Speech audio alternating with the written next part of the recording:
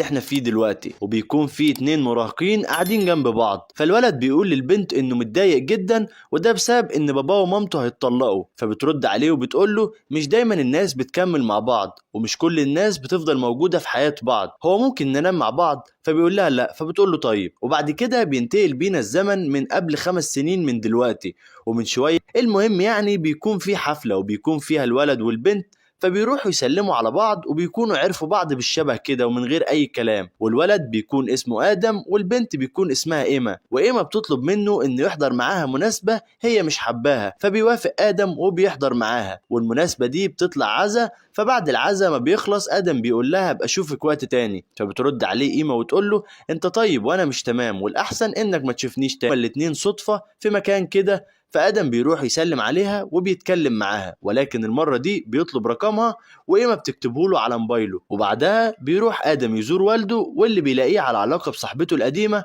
وبياخد صدمه حلوه كده. فبيقعد ادم مع نفسه وبيقرر انه هيتصل بكل ارقام البنات اللي موجودين على موبايله لحد ما يلاقي واحده توافق انها تنام معاه.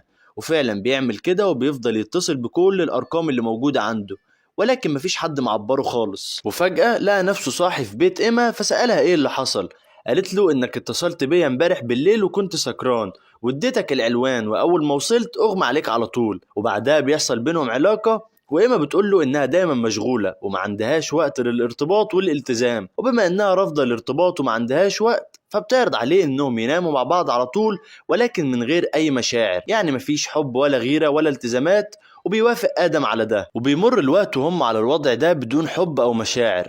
وفي يوم بيشوف آدم إيما واقفة مع واحد تاني فبيحس بالغيرة، فإيما بتقول له المفروض إننا اتفقنا إنه مفيش مشاعر أو غيرة. فبيرد عليها آدم ويقول لها يعني هو عاجبك؟ فبتقول له حتى لو عاجبني فده ملوش دعوة باللي بينا. وبيبدأ آدم يكون عنده مشاعر ناحية إيما واللي بتتضايق من الموضوع ده، فبتطلب منه انهم يبعدوا عن بعض شوية علشان كده مش هينفع. فبيسألها هو انت بتتكلمي بجد؟ فبتقول له اه بتكلم بجد، لازم انت تتعرف على بنت تانية وانا اتعرف على ولد تاني علشان ما نتعلقش ببعض. وفعلا آدم بيسيبها وبيمشي زي ما هي عاوزة.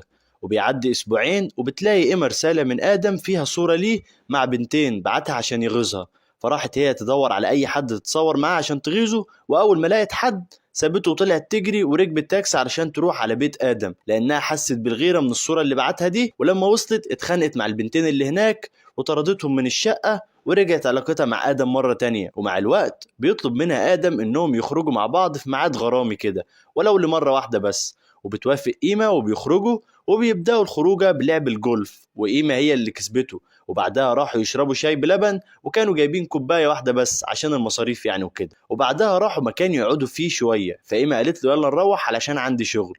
بيرد آدم عليها ويقول لها احنا متفقين اننا هنقضي اليوم كله سوا. فبترد عليه وتقول له انا بحب شغلي، ممكن انت تشوف واحدة تانية ليها في الهبل بتاعك ده.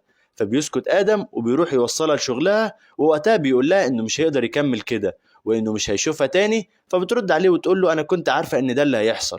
وبيعدي الوقت برضه بيفضلوا شهرين ما يشوفوش بعض، ووقتها بنلاقي ان ايما بتتكلم مع صاحبتها وبتقول لها انها حاسه انها مفتقده ادم. فصاحبتها بتقول لها خلاص طالما مفتقداه مستنيه ايه ما تكلميه، وبتديها الموبايل بتاعها.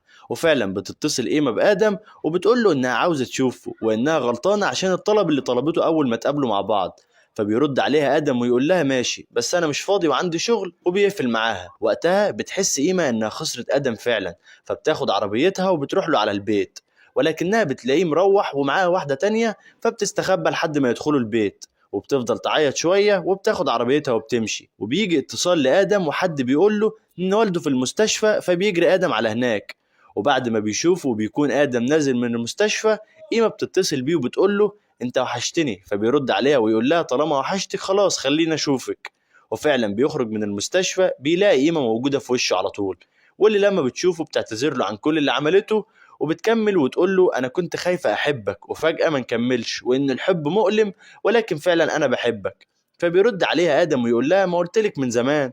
وبيرجعوا لبعض للمرة الثالثة، ولكن المرة دي علاقة عادية جدا بدون أي شروط. بس كده ده كان ملخص فيلمنا النهاردة. ما تنساش تقول لي رأيك في الكومنتات وتعمل لايك وشير وسبسكرايب، واستنى الملخص الجاي. سلام.